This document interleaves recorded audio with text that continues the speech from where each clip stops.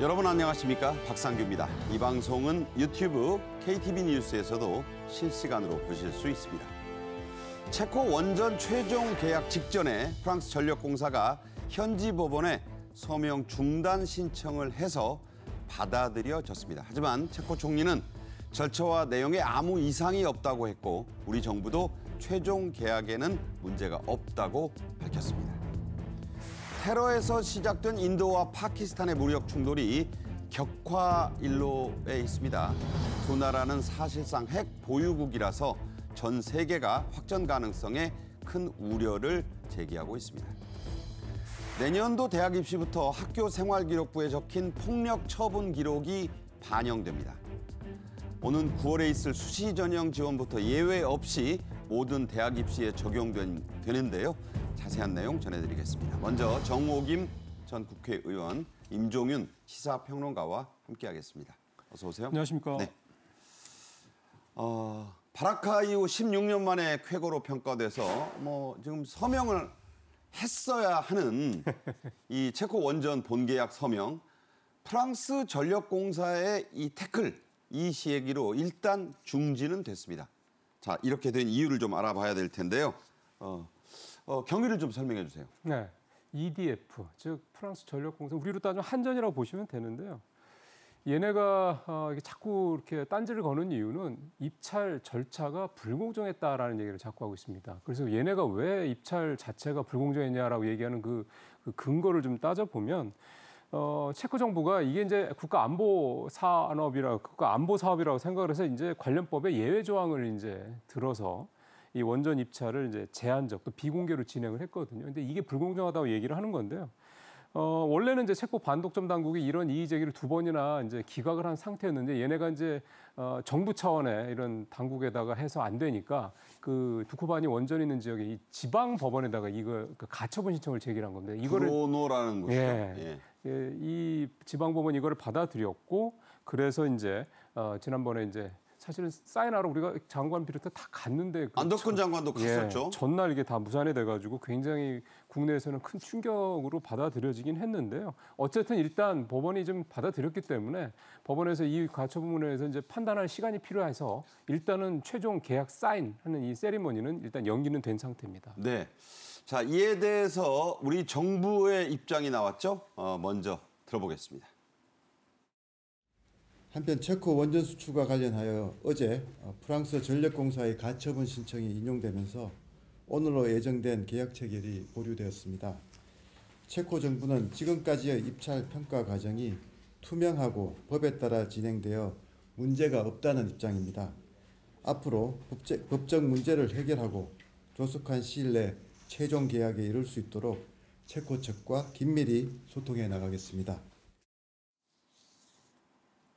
이주호 대통령 권한 대대대행의 말이었습니다. 프랑스가 이렇게 목리를 부리는 배경에 대해서도 여러 뒷말이 좀 나오고 있죠? 예, 프랑스 전력공사 자체의 문제다라는 이제 뒷말이거든요. 그러니까 그 내부의 잡음을 무마하기 위해서 오히려 체코를 상대로 해가지고 사법부를 활용했다라는 것인데요. 실제로 프랑스 감사원에서는 이 프랑스의 원전업체가 그 공사 지연을 반복하기 때문에 경고장을 보냈다. 특히 프랑스 전력공사의 영국 원전 건설 비용을 보면은 굉장히 늘었다는 거예요. 2.6배가 늘었다는 것인데 그러면서 이제 뭐 체코의 선거라든지 한국의 조기 대선이 변수가 됐다 그러는데요. 근본적으로는요. 우리나라가 체코의 원전 수주에 입찰을 했다라는 거는 원전 건설의 라이벌인 프랑스에는 굉장한 경종이거든요. 네. 아니, 위협이 그게 됐겠죠? 작용을 했다라고 보는 것이 맞고요. 그렇기 때문에 체코의 입찰에 성공하는 과정에서 다각적인 외교적 노력이 수반되었어야 되는 것이 아닌가. 왜냐하면 애초부터 체코와 관련해가지고선 이 원전 입찰을 받는데 미국에서도 딴지를 걸고 네. 프랑스에서도 딴지를 거는 그런 상황이 계속되어 왔었습니다. 근데 우리가 지난주에 정말 샴페인을 너무 빨리 터뜨리긴 했는데 막상 개혁 체결하려고 갔는데 이런 상황이 벌어졌다라는 것은 네. 체코 입장에서도 한국에 대한 예의가 아닌 겁니다. 그렇죠. 네. 그럼에도 불구하고 이런 상황이 벌어져서 굉장히 유감이죠. 네. 하약한 점 머쓱했습니다. 진격의 K방산. 이어서 우리 원전의 유럽 진출은 지금 정전 의원 말씀대로 원전 강국을 자처해온 프랑스에는 상당한 위협이 됐을 겁니다.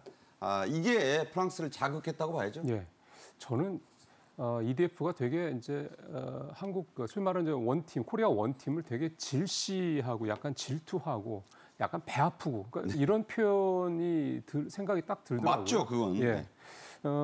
일단은 앞서 이제 정 의원님께서 잘 설명해 주셨지만 사실 프랑스는 뭐 미국, 소련 다음에 원전 강국이었죠. 1960년부터 원전 개발을 했으니까. 그래서 특히 이제 EDF라는 이 프랑스 전력공사가 전 세계에서 원전을 제일 많이 짓고요. 네. 지금도 제일 많이 관리하는 회사입니다. 그런 데서 봤을 때 내가 짬밥이 얼만데 이게 한국에 있는 좀 듣도 보지도 못하는 회사가 무슨 원팀이라고 만들어가지고 이렇게 들어와서 딱 하니 26조짜리 원전을 딱 하니 이게 이상한 거 아니야라고 충분히 생각할 법합니다. 네.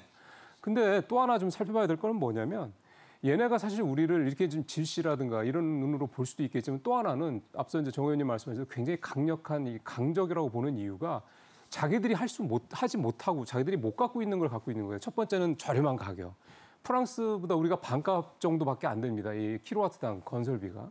또 하나 우리는 소위 말하는 밸류체인을 다 구성을 하고 있어요. 그러니까 설계부터 마지막에 관리, 이걸 뭐 합쳐서는 EDC라고 하는데 이걸 다 갖고 있다라는 점에서 풀 서비스하는 거죠. 그렇죠. 네. 그러니까 한국한테 맡기면은 설계부터 나중에 짓고 그러면 심지어 그 이후에 관리하고 우라늄, 농축 우라늄 갖다 넣고 이런 부분을 다 해주니까 얼마나 그러니까요. 편합니까? 숭늉까지 갖다 주니까. 이게 사실은 다 비용이 떨어지는 거거든요. 본사 입장에서 봤을 때는. 그런 것들이 있고요. 또 하나는 납기 우리 기가 막히게 잘 지키거든요. 예. 앞서 말씀하신 바라카에서 우리 한번 온타임이죠, 확인했었죠. 그야말로. 예. 네. 이런 부분들이 있다 보니까 인력도 좋고 이게 이제 프랑스가 못 갖고 있는 것들이죠. 배가 아플 겁니다. 네.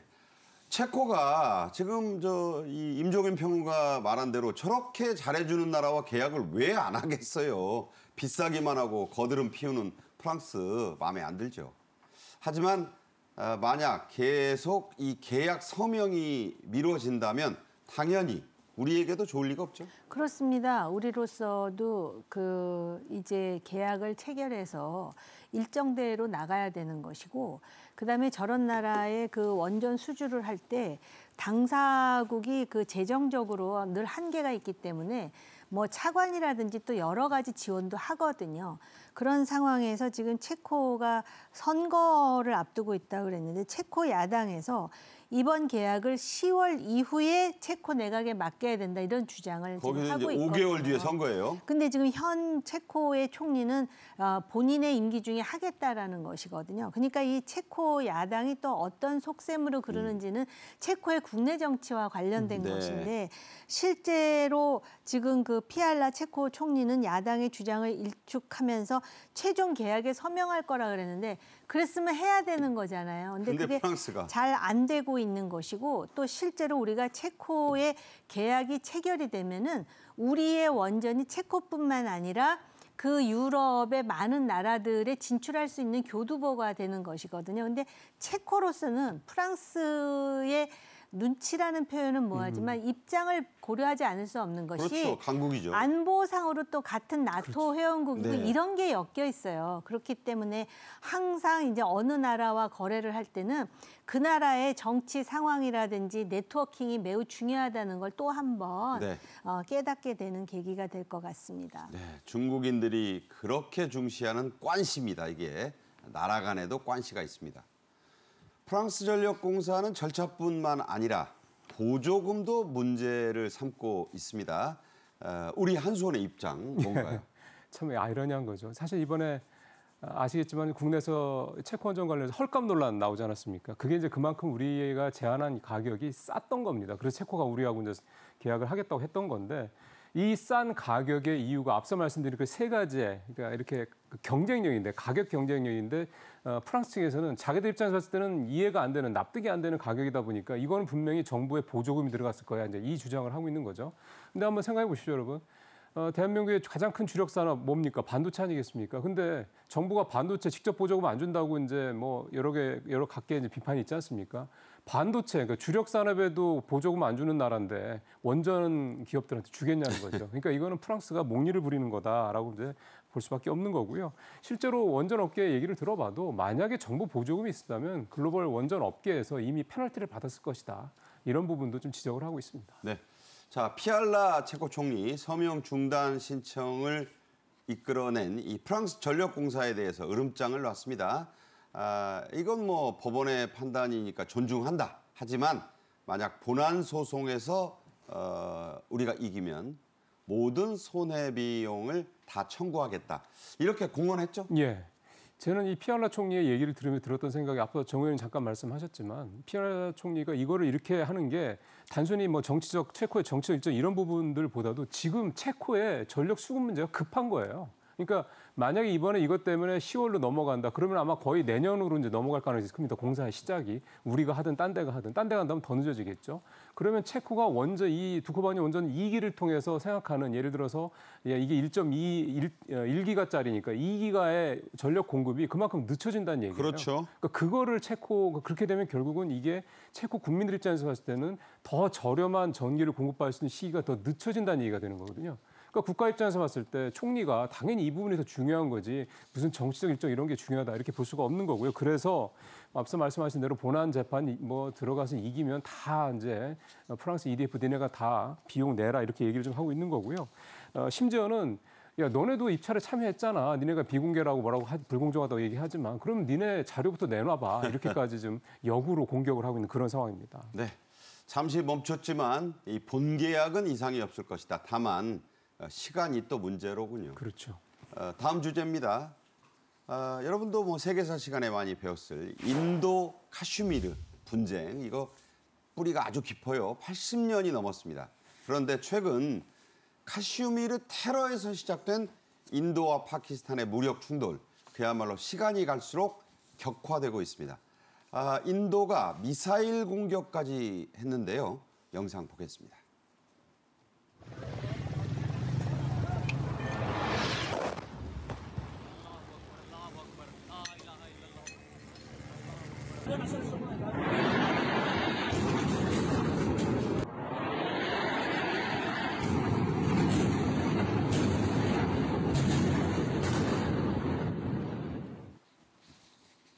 자, 왜 뭐 한참 떨어진 남의 나라 전쟁 얘기하느냐? 그렇지 않습니다. 이게 우리가 참고하고 타산지석으로 삼아야 될 문제가 아주 많아요. 카슈미르 테러 당시의 상황, 여러분이 기억하시는 하마스 테러 때만큼이나 충격적이었죠? 네, 22일인데요. 카시미르의 휴양지에서 관광객을 대상으로 해서 총기 테러가 발생을 해가지고 자그마치 26명이 죽고요. 엄청난 사고였죠. 17명이 부상을 당했는데 희생자가 거의 인도 사람이고 무슬림은 빠졌다라는 거예요. 거의 노려서 쐈다는 얘기네요. 그러니까 원래 테러라는 거는 무차별 공격이거든요. 근데 골라서 했다는 거예요. 그다음에 그 테러범들은 특히 그 코란 그러니까 그 이슬람 경전을 외우라 그래갖고 외우지 못하는 사람들에 대해서 무차별로 지금 공격을 했다라는 것이 얼마나 공포스러웠을까요? 그러니까 잔혹하잖아요. 비인도주의적이잖아요. 그다음에 지금 이 카시미르 테러의 배후에 인도와 파키스탄이 있다라고 우리가 생각하는 거 아닙니까? 네네. 근데 보통 인도도 핵보유국이고 그다음에 파키스탄도 핵보유국이에요. 사실상에. 그래갖고 지금 계속해서 지금 그 갈등이 고조되고 있는 상황이거든요.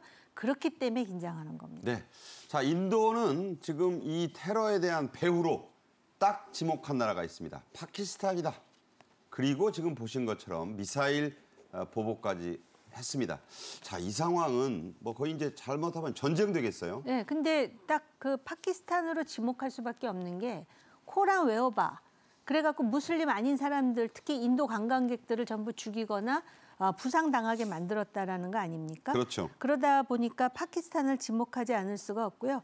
인도 사람이나 파키스탄 사람이나 종족은 똑같아요. 그렇죠. 종교가 다른 것인데 그리고 그동안에도 이 카시미르 지역을 중심으로 해서 계속 교전이나 갈등이 계속되어 왔었습니다. 근데 이번 테러를 계기로 해서 인도가 지금 미사일까지 공격을 했다라는 것이거든요. 그래서 미사일 공습을 해가지고 파키스탄 사람들이 또 8명이 죽었다라는 거예요. 그러자 파키스탄 정부는 또 인도 전투기 5대를 격추했다. 그러니까 점점 에스컬레이트가 되는 거잖아요. 사실상 국지전은 벌어진 거죠. 네, 근데 원래 전쟁이라는 게 이 지도자의 어떤 합리적 계산에 의해서 이루어지는 게 아니라 이 정도 되면 이제 오판, 그다음에 감정적인 그렇죠. 그런 증폭 이런 걸로 되는데 나중에 이제 핵과 관련한 상황까지 오면은 이거는 걷잡을 수 없는 통제 불가한 상황이 될 수밖에 없는 것이죠. 자, 두 나라가 다 핵무기를 갖고 있습니다. 이게 문제입니다.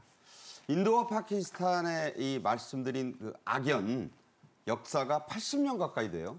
사실 원래 인도하고 파키스탄이 한 나라였잖아요. 근데 말씀드린 이 사실 카슈미르 분쟁이 그 어떻게 보면 이제 축소판인데 무슬림과 이제 힌두교 이 두 이제 이 종교적인 문제 때문에 이제 분리가 됐던 거죠. 근데 이제 카슈미르는 계속해서 이제 남아서 이제 문제가 된 건데 카슈미르가 계속해서 문제가 되는 거는 역시 같은 문제지만 이를테면 피지배층 소수의 지배층은 힌두교 사람들이고 대다수의 이제 피지배층은 이제 무슬림이고 이제 그렇죠. 이 차이가 네네. 문제가 이제 발생했던 원인이 좀 되는 건데요. 그러다 보니까 좀 전에 이제 정 의원님 말씀하신 대로 계속해서 분리가 된 이후에도 어떤 무력 충돌 또 여러 가지 상황들이 계속 갈등들이 벌어졌던 텐데요. 1947년부터 세 차례 전면전 또 수차례 국지전이 있었고 그다음에 결국은 이게 하도 시끄러우니까 이제 국제사회가 중재에 나섰던 거죠. 1949년에 유엔 중재로 카슈미르 북서부는 파키스탄이 너네가 가져가. 그다음에 중부와 남부는 인도 너네가 가져가라. 그래서 이제 좀 조용히 살자 이렇게 했었는데 그게 되겠습니까? 특히 이제 이를테면 인도령으로 포함된 이 중부와 남부 쪽에도 당연히 이 무슬림 사람들이 있죠. 그렇죠. 완전히 종족을 분리할 수가 없는 거니까. 네. 이 사람들은 그 안에서 특히 이제 일부 이제 극단적인 세력들은 이제 테러를 일삼다 보니까 하여간 인도도 계속 이게 골칫거리였다라고는 합니다. 네. 자, 80년 가까이 싸우면서도 건드리지 않은 게 있어요. 물길입니다. 바로 겐지스강이죠. 이번 무력 충돌이 더 심각한 이유는 그동안에는 싸우면서도 그대로 유지했던 이 물길, 그 협정, 수자원 협정까지 깨트린 거죠.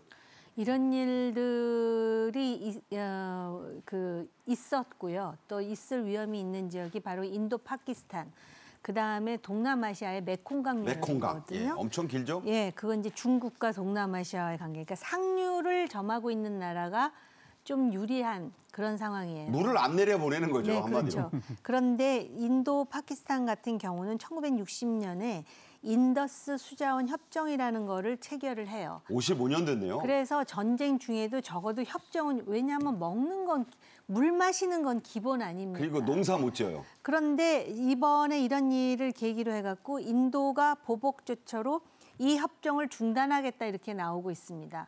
그런데 실제로 지금 인더스강을 중심으로 해갖고 동쪽은 인도가, 서쪽은 파키스탄이 아마 그럴 거예요. 근데 북부를 인도가 이제 점하고 있기 때문에 인도의 그 수력 발전의 3분의 1이 그 인더스 유역이라는 거예요. 그렇죠. 그러니까 그 수력 발전을 통해서 댐을 막거나 풀거나 하면서 이제 파키스탄을 괴롭히겠다라는 네. 것이잖아요. 그러니까 파키스탄 정부는 물길만 막아봐. 이건 전쟁 행위야. 네. 이렇게 되는 것이죠. 네. 우리 농촌 출신 분들은 좀 아실 거예요. 이 물고 싸움이 큰 싸움 납니다. 뭐냐면 가뭄 때 이 물고를 어느 쪽으로 터주느냐에 따라서 이 마을은 죽고 저 마을은 농사를 지을 수가 있어요. 그 확장판이라고 보시면 됩니다. 전쟁이 일어나면 모든 것이 무기가 되는데 이 수자원, 특히 뭐 이 무기가 되겠죠? 네, 그래서 특히 상류 지역 국가가 물길을 막아가지고선 수자원을 무기화하는 게 문제가 되고요. 향후에도 이제 수자원 무기화는 굉장히 심각한 문제가 될 가능성이 있어요. 식량 무기화와 함께. 특히 인도가 이 방류량을 조절해가지고 홍수를 일으키기도 하고 가뭄을 우리나라도 왜 평화의 댐 기억나시죠? 그 환강댐 있잖아요. 그래가지고선 사실은 뭐 이게 그 우리가 먹고 사는 문제와 직결되진 않지만 갑자기 물을 틀어가지고 홍수를 유발하는 북한의 도발 중에 하나 그랬죠. 아니겠습니까? 그때 위험했죠. 근데 특히 이제 이런 상황이 되니까 중국이 이제 여기에 참전을 하는 거예요. 그래서 중국이 수자원으로 지금 인도를 압박하는, 왜냐하면 중국과 파키스탄은 매우 가깝거든요. 거의 혈맹이죠. 그러니까 중국과 인도가 굉장히 그 적대 관계라고 한다면 물론 그 관계도 네로와 주울레 때는 괜찮았었어요. 그렇죠. 그랬는데 중국과 인도 사이가 나쁘니까 그 틈새를 또 파키스탄이 중국과 친한 관계로, 그래서 사실은 인도가 핵무기를 개발했을 때 파키스탄의 핵무장을 중국이 지원한 것이 아닌가 지금 그런 의심까지 하고 있죠. 파키스탄 핵무기는 북한으로 흘러들어갔습니다. 지금은 인도가 미국과 밀착해 있고 참 이 역사가 그런 겁니다. 세계가 지금 가장 걱정하는 것 핵이 아닐까 싶은데요. 인도와 파키스탄은 둘 다 사실상의 핵 보유국입니다. 그러니까 공인은 안 받았는데 다 갖고 있다는 걸 알아요. 이 핵 사용 가능성에 대해서 자 어떤 우려가 나오고 있죠? 일단은 트럼프 대통령까지 나선 거 보면 그 부분을 이제 걱정들을 하긴 하는 것 같습니다. 지금 트럼프 대통령과 유엔 사무총장까지 나서서 두 나라의 대립이, 그러니까 두 나라의 대립이라는 표현은 아무래도 이제 두 나라가 실제 좀 큰 전쟁, 전면전에 이렇게 확장이 되면 세계가 감당이 불가능하다. 그러니 빨리 이제 충돌 그만하고 좀 화해해라 이렇게 얘기를 하는 것 같습니다. 근데 이제 실상 이제 전문가들 입장에서 봤을 때는 두 나라가 전면전까지 벌일 가능성은 높지 않다 이렇게 보고 있는데 첫 번째, 그러니까 두 가지 이유인데 하나는 이게 핵을 갖고 있기 때문에 이제 어떻게 보면 역설적으로 두 나라가 전면전으로 가기 어렵다라는 게 하나가 있고요. 또 하나는 이제 경제 사정입니다. 인도 경제는 사실 좀 잘 나가요. 모디 총리가 좀 사면임했나요? 하면서 잘 나가죠. 예. 글로벌 어떤 투자 자금도 계속 들어가고 있고 잘 아시는 것처럼 현대차가 작년에 인도에서 상장까지 하지 않았습니까? 그 투자를 거기서 이제 상장해서 들어온 돈을 다 투자하겠다고 할 정도였으니까. 근데 반면에 파키스탄은 굉장히 안 좋습니다. 일단 팬데믹 때 한 번 망가졌고 그다음에 2023년인가요? 그때 22년이군요. 그때 대홍수 났었지 않습니까? 네. 외신으로 크게 났었는데 이러다면 파키스탄의 경제가 사실 거의 망가졌기 때문에 아시겠지만 전쟁이라는 게 그냥 무기만 많이 갖고 있다고 되는 게 아니잖아요. 결국은 다 돈인데 파키스탄은 지금 인도랑 전면전을 벌일 돈이 없다라는 거. 네. 그래서 이제 전면전 가능성은 낮다 이렇게 보고 있습니다. 그렇군요. 제발 그렇길 바라고요.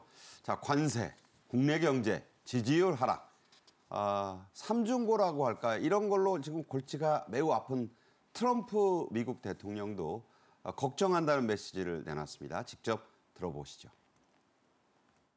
No, it's a shame. We just heard about it just as we were walking in the doors of the Oval. Just heard about it. I guess people knew something was going to happen based on a little bit of the past. They've been fighting for a long time. You know, they've been fighting for many, many decades and centuries, actually, if you really think about it. No, I just hope it ends very quickly. 자, 골치 아픈데 좀 인도 파키스탄까지 그러니까 말투에서 묻어나죠. 빨리 좀 수습해라. 트럼프는 일단 인도 편에 서서 이번 사태를 수습하려고 있습니다. 반면 들으신 대로 중국은 파키스탄 편 아니겠습니까? 네.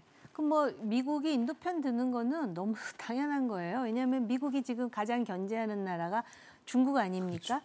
그런데다 이번 테러도 무슬림에 의한 테러이다 보니 트럼프로서는 인도 편을 들 수밖에 없고 그다음에 그 미국이 그동안 지향했던 인도 태평양 그 전략에 있어서 인도는 매우 중심적인 나라이거든요. 그렇죠. 그러다 보니까 이제 중국의 외교부장 왕이가 파키스탄의 주권과 안보 수호를 지지한다 또 이렇게 나서고 있습니다. 아까 임 교수님 말씀하셨듯이 파키스탄은 인도에 비하면 국력이 상당히 떨어지는 나라예요. 그렇죠. 여러모로. 유일하게 파키스탄을 지금 버텨주는 그 수단이 핵무기이거든요. 물론 그 핵무기의 균형은 있지 않지만 핵무기 자체가 유닛 비토를 가능하게 만들어주는 한 발만 있어도 그렇습니다. 위험하죠. 그렇기 때문에 이것이 자칫하다 보면은 마치 또 그 미 중 간의 대리전으로 비화하는 것이 아니냐 이런 걱정도 하는데요. 임 교수님께서 적절히 지적하셨듯이 이렇게 가다가 결국 핵무기 사용 가능성 그 앞에서 멈출 가능성이 있다고 저는 생각합니다. 네. 과거 그 쿠바 위기 때도 그랬습니다. 인도 태평양 상황은 우리에게도 매우 중요합니다. 특히 삼성 등 인도에 진출한 기업들이 많은 상황에서 이번 사태는 우리 기업들에게도 영향을 많이 미칠 텐데요. 이재용 회장이 인도에 재벌 아들, 딸 결혼식에 한 3번 갔잖아요. 예, 다 갔죠. 네. 지금 우리가 인도에 좀 진출해 있는 대표적인 기업 말씀은 삼성, 그다음에 LG 있고요. 앞서 말씀드린 현대차 이렇게 큰 회사들이 있고 당연히 이런 큰 회사가 대기업이 들어가면 그 밑에 이제 납품업체들이 다 따라 들어갑니다. 그러니까 굉장히 많은 기업들이 지금 들어가 있는 상황인데 만약에 이번 상황이 좀 더 안 좋은 쪽으로 물론 이제 앞서 이제 뭐 정 의원님이나 저도 전면전 가능성은 낮다 이렇게 말씀드리겠습니다만 이 갈등이 오래되면 결국 여러 가지로 비용 문제가 발생을 합니다. 그러니까 쓸데없는 신경도 써야 되는 거고 그다음에 이것저것 원래 안 들어가던 돈도 들어가야 되는 거거든요. 이런 부분들이 기업들 입장에서는 부담스럽고요. 또 하나 또 큰 거는 이 이제 인도양을 지나가는 쪽 아니겠습니까? 인도양이 잘 아시는 것처럼 세계에서 어떻게 보면 태평양 말고는 가장 큰 이 물동 어떤 통로거든요. 그렇죠. 그러니까 이게 만약에 혹시 전쟁 때문에 뭐 문제가 생긴다 그러면 이제 이게 또 지난번에 후티 반군이 그 홍해 막았던 것처럼 또 삥 돌아가야 됩니다. 그럼요. 이게 다 돈이지 않습니까? 네네. 시간이고. 그러니까 그런 부분들 때문에 부담스러워한다라는 측면이 좀 있어서요. 어쨌든 예의주시하고 있다고 그러는데 사실은 뭐 우리가 예의주시해도 우리가 할 수 있는 게 별로 없어서 걱정만 하고 있을 뿐인 것 같습니다. 네. 어쨌든 우리 외교부도 이 사태에 대해 입장을 내놨죠? 네, 무엇보다도 이제 현지에 거주하고 있거나 체류하고 있는 우리 국민의 안전 확보를 위한 조처를 적극적으로 취해야 되겠죠. 그리고 우리나라가 지금 유엔 안보리 이사국입니다. 그래서 영내 긴장 완화에 적극 참여하겠다라는 외교적 언수를 했고요. 또 기본적으로 우리는 무역으로 먹고 사는 나라이고 또 인도에 많은 투자를 했기 때문에 관련해가지고 아마 실리적인 입장을 취하되 영내 평화 회복을 위해서 자제력을 발휘하라 이런 촉구하는 성명을 발표했습니다. 네, 제발 여기서 불꽃이 더 커지지 않기를 바랍니다. 정호김 전 국회의원과는 여기서 인사드리겠습니다. 감사합니다. 감사합니다. 네. 내년에 대학에 들어갈 현재의 고등학교 3학년생부터는 학교 폭력 기록이 입시에 의무 적용됩니다. 학폭 기록이 있으면 특히 초등학교 교사를 양성하는 교대에는 발길을 들일 수 없게 됩니다. 먼저 영상 보시죠. 수아야, 또 싸워버렸어. 미안해. 네가 시키는 대로 해야지, 어?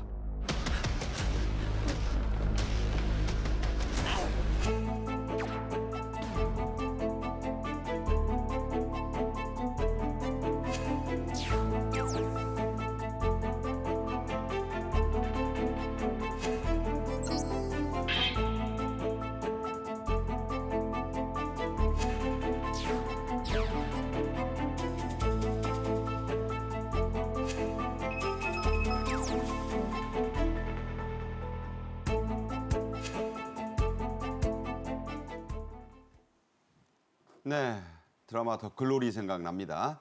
이번 주제에는 양지민 변호사도 함께하겠습니다. 안녕하세요. 안녕하세요. 네. 자, 말씀드린 대로 내년도 대학 입시부터는 성적이 아무리 좋아도 학교 폭력 기록이 적혀 있으면 떨어질 수도 있죠. 그렇죠. 내년 대입부터 적용이 되는 것입니다. 이번에 발표된 2026학년도 대입 전형 기본사항에 따르면요. 1년 전만 하더라도 학폭 기록이 있으면 이것을 반영을 할지 아닐지는 대학에 자율적으로 맡겨져 있었습니다. 의무사항이 아니었는데요. 그런데 2026년부터는 달라집니다. 모든 전체 대학에서 이걸 의무 반영해야 된다라고 바뀌게 되고요. 수시와 정시 모두 적용이 되기 때문에 사실 9월 수시 모집부터 적용이 된다라고 보는 것이 맞겠습니다. 네. 모든 대학에서 적용이 되고 논술이라든지 실기 전형에도 다 적용이 된다라고 보셔야 되겠고요. 일부 대학의 경우에는 점수화해서 이제 그 점수를 반영하는 것 아니면 면접 때 반영하는 방식 아니면 학폭 기록이 있으면 무조건 부적격을 줘서 아예 지원조차 못하게 하는 방식 굉장히 다양하고요. 일단 반영 방식 자체는 어떤 것을 선택을 하든 대학의 자유입니다. 네. 자, 그렇다면 뭐 욕만 해도 되는 거냐? 때려야 되느냐? 때리는 것도 글로리 보셨지만 종류가 아주 많아요. 그러니까 자, 이 자세한 반영 내용이 좀 궁금합니다. 일단 좀 설명 부탁드립니다. 일단 법률이 있습니다. 학교폭력 예방 및 대책에 관한 법률이 있는데요. 법률에서는 만약에 학교폭력이 인정이 된다면 1호 조치부터 9호 조치까지 나누어서 처분을 하도록 되어 있습니다. 1호는 가장 경미한 겁니다. 서면으로 사과를 시키는 거죠. 그런데 6호부터는 조금 중대하다라고 판단이 되는데요. 6호부터? 그렇죠. 6호는 출석 정지고요. 그리고 7호의 경우에는 학급을 교체합니다. 8호의 경우에는 전학을 보내고요. 네. 9호는 퇴학입니다. 네. 이것은 폭력성이라든지 지속성 그리고 피해자가 호소하는 피해 정도 다양하게 고려를 해서 처분이 내려지게 되는데 6, 7, 8이 위험한 거군요. 그렇죠. 6호 처분부터는 사실상 모두 다 반영이 된다라고 보는 게 맞습니다. 네. 자, 저는 단계별로 내용이 다르다. 자, 지난해 교육부의 방침에 따라 학교폭력 기록의 보존 기간이 늘었습니다. 그래서 한 번에 끝나는 게 아니에요. 그 기록을 남긴 수험생 사수를 해도 적용이 된다고요? 예, 그러니까 4년 간다 이런 얘기가 되는 거죠. 그러니까 이 학폭과 관련이 돼 있으면 이제 잠시 후에 또 말씀을 드리겠습니다만 이 입시 문제가 상당히 꼬일 수 있다는 점을 일단 전제를 하고 보시면 좋을 것 같은데 화면에 표가 나옵니다만 4호, 5호, 6호, 7호 이렇게. 자, 6호부터는 예, 4년 가네요. 4호, 5호가 2년짜리고요. 6호, 7호가 이제 저렇게 보신 대로 이제 4년으로 늘어나기 때문에 앞서 앵커께서 말씀하신 대로 사수를 해도 대학을 이것 때문에 못 갈 수 있다. 8, 9호는 그 뭐 삭제도 없이 안 돼요. 예외가 없네요. 예, 지금 9호는 아예 그냥 불가. 예. 예. 그러니까 사실은 뭐 전학 가고 학폭 때문에 퇴학을 당한 그런 학생들은 그렇죠. 저렇게까지 이제 평생 우리 흔한 말로 빨간 줄 따라다닌다는 말처럼 간다 이렇게 좀 삭제가 되는 것도 있어요. 근데 예, 삭제가 좀 되는 거는 이제 그 심의를 통해서 졸업 시에 삭제가 가능한 정도. 이게 4호에서 7호까지가 해당이 되는 거지. 8호, 9호는 아예 뭐 삭제가 안 된다. 이렇게 8호는 전학 갔으면 예외 없이 4년간 유지한 뒤에는 없앨 수가 그렇죠, 있는데 이 9호 퇴학 처분 받은 건 이거는 영구 보전이고. 그냥 영구다. 예, 근데 이것 때문에 4년 사수하겠습니까 어디? 네. 예, 참 그리고 끝까지 따라간다 봐야 됩니다. N수생 하는데 그렇게 되면은 이게 중3짜리도 지금 그렇죠. 해당이 될 수 있네요. 그렇죠. 그러니까 이게 아마요 더 강해질 겁니다. 예, 이 정도 가지고 아마 쉽게 해결되면 이게 사실 처벌이 능사는 아닌데 어쨌든 현재로서는 뭐 이 정도까지 좀 가고 있습니다. 아, 주홍글씨란 유명한 소설이 있지 않습니까? 이게 이제 주홍글씨가 된다는 얘기니까 엄두를 내지 않아야 됩니다. 당연한 조치가 이제 이루어진다. 저는 그런 생각도 해보네요. 학폭 기록 삭제도 가능합니다만 그 전에 반드시 필요한 전제 조건이 있죠. 그렇죠. 이게 처분별로 좀 나눠서 봐야 됩니다. 1호부터 3호까지는 그래도 비교적 경미한 처분으로 보기 때문에 졸업과 동시에 삭제가 됩니다. 문제가 되는 것은 말씀드린 것처럼 6호 이상의 처분을 받았을 텐데요. 만약에 6호, 7호 처분을 받았다, 삭제를 하고 싶다라고 한다면 피해자의 동의가 필요합니다. 그런데 피해자가 동의를 해주는 경우도 물론 있지만 대부분 동의를 안 하는 경우도 많기 그렇겠네요. 때문에 그렇죠. 사실상 6호, 7호 처분과 8호, 9호 처분은 삭제하기가 굉장히 어렵다라고 보는 것이 맞겠고요. 이렇게 중대 학폭의 경우에는 동의를 받는다라든지 또 심의까지 거쳐야 되기 때문에 그 요건이 굉장히 까다롭습니다. 자, 작년 1학기부터는 그 특별란이 뭐 학폭 조치 상황 관리란 이걸 만드는데 이건 왜 중요할까요? 왜냐하면 이게 학생부마다 곳곳에 학폭의 이력이 이제 흩어져 있다라고 보는 것이 맞습니다. 왜냐하면 학교마다 자율적으로 반영을 해서 쓰는 것이기 때문에 어디는 뭐 어떻게 쓰고 반영 방식이 다 달랐어요. 그런데 이것을 아예 학교폭력 조치 상황 관리란이라는 것을 신설을 해서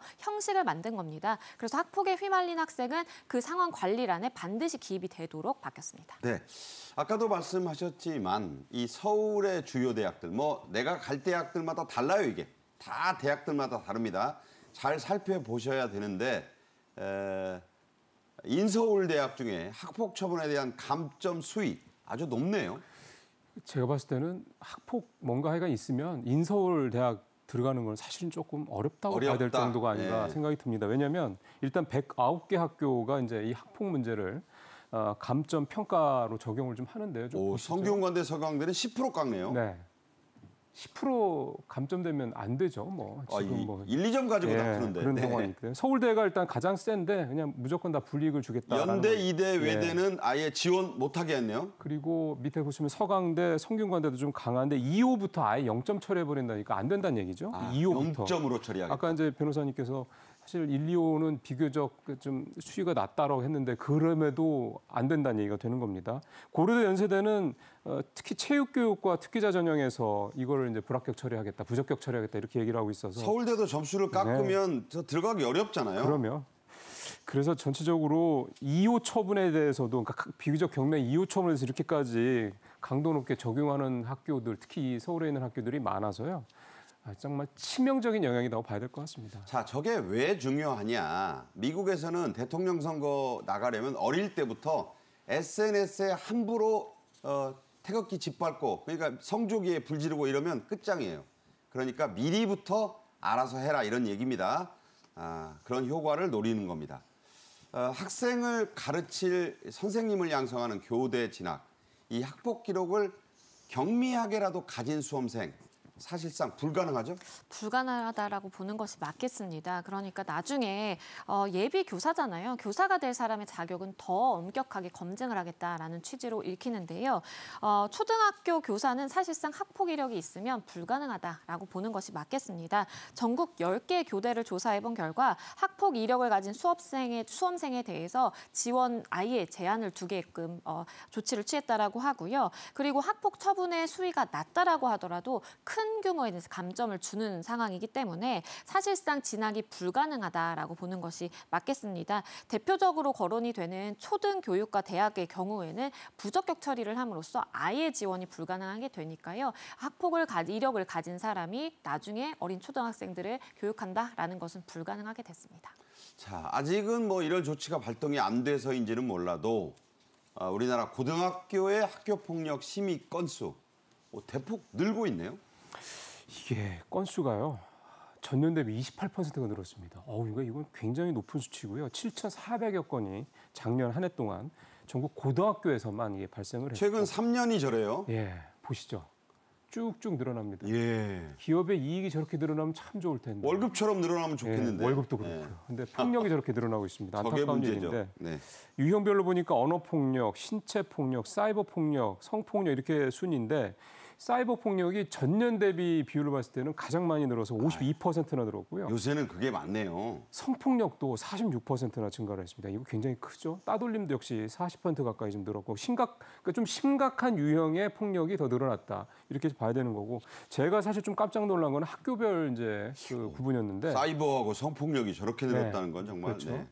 학교별로 보면 일반고는 40% 늘었거든요. 근데 과학고는 106%가 늘었습니다. 2배가 넘게 늘었다는 얘기죠. 똑똑한 학생들 모아놨는데 왜 저러죠? 그리고 또 하나 똑똑한 학생들이 가는 영재학교, 여기도 50%가 늘었습니다. 그러니까 일반고보다 말씀하신 대로 좀 똑똑한, 머리가 좋다라고 하는 친구들이 좀 더 선별돼서 가는 학교가 이런 학교 폭력이 더 많이 늘어났다라는 게 좀 있었고 전체적으로 보면 이제 처분 결과로만 보면 1호에서 3호까지가 사실 거의 대부분입니다. 70%고 4호에서 이제 6호까지가 이제 7호까지가 나머지 한 5% 되고 전학이나 퇴학 즉 8호, 9호는 어쨌든 한 2.56% 정도로 적긴 한데 어쨌든 앞서 우리가 학교 입시 관련돼서 2호만 돼도 사실은 서울에 들어가는 게 상당히 힘들다는 얘기를 말씀을 드렸던 것처럼 이게 굉장히 좀 엄격하게 학교들이 보고 있다는 걸 다시 한번 좀 볼 수가 있습니다. 네, 언어 폭력도 다 중요하게 보고요. 사이버 폭력 특히 심해지고 있다. 자, 학교 폭력이 입시에 반영이 되다 보니 경미한 상대적으로 그런 다툼이라도 일단 변호사부터 선임하는 경우가 많아졌다는데 뭐 변호사님 입장에서는 괜찮은 거 아니에요? 그런데 사실 이런 풍조가 된 지는 좀 된 것 같습니다. 네. 왜냐하면 이게 학교 폭력이 경미하다라고 하더라도 혹시나 내 자녀가 뭔가 불이익을 받을까 봐 일단 변호사부터 선임을 해서 뭔가 상대방에게 내가 이렇게 적극적으로 조치를 취하고 있다라는 것을 보여주기도 하는데요. 그러다 보니까 단순 다툼에도 변호사가 선임되는 경우 종종 볼 수가 있고요. 학구열이 세다고 볼 수 있는 서울의 강남이라든지 목동 지역에서도 학폭 학폭위에 변호사가 참석하는 것은 굉장히 일반적입니다. 예. 학폭 변호의 이제 수임료도 뭐 최대 4천만 원까지 한 그러니까 건에. 그렇죠. 물론 뭐 싸게는 300만 원부터 최대 4천만 원까지라고 이야기가 되긴 하지만 그만큼 수요가 많다라는 것으로 해석이 될 수 있겠고요. 그런데 다만 주의할 것은 시험을 앞두고 갑자기 허위 학폭 신고가 느는 경우도 있다라고 합니다. 가짜 신고. 그렇죠. 왜냐하면 시험을 2, 3주 앞두고 내 경쟁하는 친구를 조금 괴롭히기 위해서 나머지 친구들이 학폭당했다라고 허위로 신고를 하는 경우에요. 그것도 역학폭 아닌가요? 그렇죠. 그렇기 네. 때문에 그것에 대한 좀 대책도 필요하다라고 보입니다. 네, 참 저렇게 변했군요. 교육부도 학폭 관련 조치를 좀 대대적으로 개편했다. 업그레이드를 했죠? 이럴 수밖에 없는 게 앞서 사이버 폭력이 굉장히 큰 폭으로 늘고 있다는 말씀드리지 않았습니까? 그러니까 세태가 바뀐 겁니다. 그러니까 트렌드가 바뀌었는데 그 바뀐 트렌드에 따라 어쩌면 이제 이런 페널티도 바뀌어야 되는 건데 이제 그게 조금 늦었다라는 거죠. 어쨌든 뭐 지금이라도 하니까 그나마 다행이긴 한데 그래서 이번에 이제 바뀐 개정 내용도 특히 이 사이버 폭력에 좀 더 적극적으로 대응하는 내용으로 바뀌었는데요. 일단 사이버 폭력을 유형을 딥페이크 성범죄, SNS 계정 뺏기, 선불카드 발급 강요, 휴대전화 인증번호 전송 요구. 그러니까 이게 좀 제가 하나하나 다 보고 말씀드린 게 이렇게 굉장히 구체적으로 처벌 대상을 열거하고 있다라는 거. 그만큼 이제 새로운 유형들이 계속해서 좀 증가하고 있다. 이런 부분들을 교육부도 좀 지목을 하고 있는 거고요. 그다음에 교육부 가해 학생에 대한 조치도 개편하고 또 사실 이 사이버 폭력의 가장 큰 문제는 특히 이제 딥페이크가 그런데 네. 뭐가 남는다라는 거잖아요. 기록이 온라인상에. 남죠. 그러니까 이거를 최대한 빨리 그다음에 지워주고 이 부분에 대해서 이제 학생들이 피해를 더 입지 않도록 하는 그 부분이 가장 중요한 부분이다라고 좀 볼 수가 있겠습니다. 어쨌든 또 하나 저는 이제 관심 있게 보는 게 사실은 이게 올라가는 데가 플랫폼 기업들이잖아요. 뭐 그렇죠. 잘하는 네이버니 카카오 이런 데이기 때문에 이들과 협력을 해서 이 부분을 좀 더 실질적으로 효과를 낼 수 있도록 하겠다는 것도 좀 눈여겨볼 만한 대목입니다. 네. 자, 그래서 학교 폭력 예방 교육을 학생들만 시키는 게 아니라고 해요. 그 대상도 확대가 됐죠? 그럴 수밖에 없죠. 학생만 문제가 되는 게 아니니까요. 그래서 학부모, 그다음에 선생님까지 다 한꺼번에 이제 교육을 받을 수 있도록 그렇게 했고, 그다음에 그동안에 이제 교육을 하는 사람도 교사만 했는데 지금은 대상별로 학생에 따라서 맞춤형 또 체험형으로 이제 그렇게 교육을 하겠다 이런 얘기도 좀 했고요. 또 학생의 어떤 상황에 따라서 뭐 이를테면 그러니까 외국 이제에서 출신 그런 학생들도 있을 거기 때문에 이렇게 변한 거죠. 그래서 이런 거에 따라서 맞춤형 콘텐츠도 제공하겠다. 그러니까 일방적으로 나왔습니다. 강의만 하지 않고 네. 뭐 이제 체험형도 해보고 그런 것도 해보고요. 네. 네. 그러니까 뭔가 좀 더 이렇게 실질적으로 어떤 소위 말하는 교화에 효과가 날 수 있는 방식으로 좀 더 진보하고 있다 이렇게 좀 볼 수가 있겠습니다. 자, 이 학폭이 초등학생들 사이에서 일어나면 아직 나이가 좀 어리기 때문에 학폭위를 그냥 여는 것보다 우선적으로 관계 회복을 시도해본다죠? 그렇습니다. 저 역시도 사실 한 학교, 그러니까 초등학교에 학폭위원으로 이제 참석을 했었는데 물론 초등학교 이제 고학년들의 경우에는 굉장히 좀 수위가 높은 학폭도 있지만 초등학교 1, 2학년 학생들의 경우에는 굉장히 좀 상대적으로 경미합니다. 그렇겠죠, 1, 2학년. 그런데 네. 법적으로, 제도적으로는 일단 가해자, 피해자 분리 조치를 해야 되고요. 학폭위 열어서 부모님들 다 오셔가지고 어떤 건지 얘기를 하다가 오히려 얘기하다 감정이 상해버리는 거예요. 그렇기 때문에 실질적으로 사소한 말다툼에도 학폭이라고 칭해지는 초등학교 1, 2학년 학생들을 대상으로 해서는 일단은 분리하는 대신에 관계 회복을 추진을 하겠다라고 지금 밝히고 있는 상황이고요. 그래서 학폭 심의 전에 본격적으로 숙려기간 같이 이렇게 관계 회복 프로그램을 진행해보고 안 되면 학폭위원회로 넘어가는 것으로 바뀌게 됐습니다. 네. 조금 다른 얘기인데 이 특수 학생들도 학폭이 분명히 있습니다. 그래서 이런 학생들을 위한 맞춤형 학교 폭력 설문지가 나왔다고 하는데요. 이게 좀 색다르네요. 그렇죠. 앞서서 말씀드렸던 것처럼 학생의 상황에 따라 또 처해 있는 어떤 여러 가지 현실적 여건에 따라 맞춤형으로 하겠다. 이제 그거의 대표적인 사례가 바로 이 특수학생 대상으로 한 이게 웹툰형 지금 화면에 나오죠. 만화처럼 돼 있네요. 예, 웹툰형 이제 학교 폭력 설문지인데 경북교육청이 이제 전국에서 최초로 만들었고요.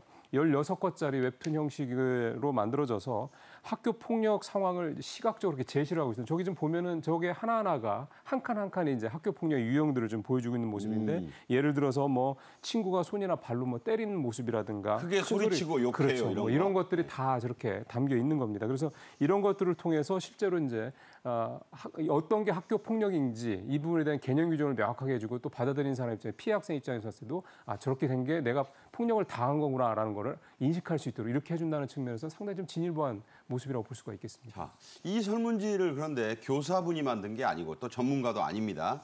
경찰관의 아이디어였다고요? 그렇죠. 이 문경 경찰서의 여성 청소년과 학교 전담 경찰관의 아이디어로 시작이 됐습니다. 실제 아이디어로 이렇게 웹툰으로 구축을 해봤는데 실제 피해 사례를 확인하게 된 겁니다. 그러다 보니까 경북교육청과 경찰이 협업을 해서 이거 학교 특수학급을 대상으로 해서 이 설문지를 이용하면 좋겠다라고 하게 됐고요. 이게 더 확대돼서 아마 배포가 될 가능성이 있다 보니까요. 실제 이 실내에 활용 그 사례를 통해서 더 많은 신뢰들을 확인할 수 있게 될 것이다라는 생각이 듭니다. 네, 지금까지 임종윤 평론가, 양지민 변호사와 함께 말씀 나눴습니다. 잘 들었습니다. 수고하셨습니다. 고맙습니다. 무슨 날에 가장 받기 싫은 선물은 그냥 마음의 선물이라는 설문조사 결과가 실제로 있었습니다. 오늘은 어버이날이죠. 요즘은 인터넷 세상이라 선물 보내려고 마음만 먹으면 얼마든지 보내십니다. 내일 오후 1시에 또 뵙죠. 고맙습니다.